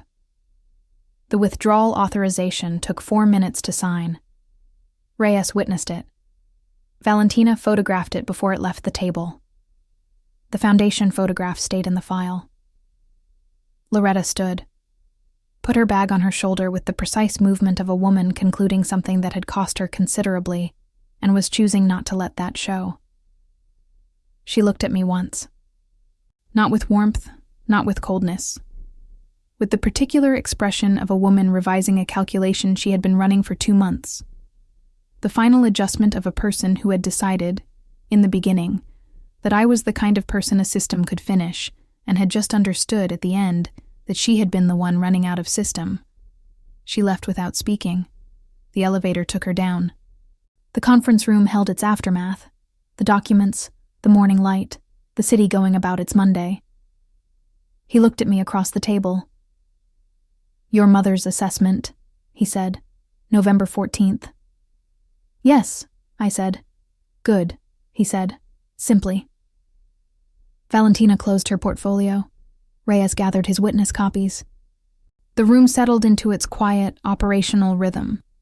The work done, the record complete, everything that had happened for 3 weeks sitting in a 17-page file with a foundation photograph on top of it, and a withdrawal authorization signed in a room on the 14th floor. I looked at the waterfront through his windows. "Thank you," I said. Not for the room or the documents or the filing. For all of it, compressed into 2 words, which was all it needed. He looked at the harbor for a moment. "You built the case," he said. "I provided the room." I picked up my copy of the file. At the door I stopped, not because I had more to say about the matter, which was closed, but because the morning had a quality that required one more moment. He was still at the table, looking at the harbor. One hand flat on the surface, one not quite closed. I said nothing. He heard it anyway. "Tell me in the comments. What was the moment you knew Loretta was finished? When Julia called Otto Frank on Friday night? When the photograph hit the archive 19 hours before the filing? Or the second he looked at Loretta across that table and repeated her own words back to her? Quiet, exact, without raising his voice once? I read every one. I pay attention to what lands. If you stayed with this story from that cold Hartwell morning all the way to the 14th floor, there's another one waiting.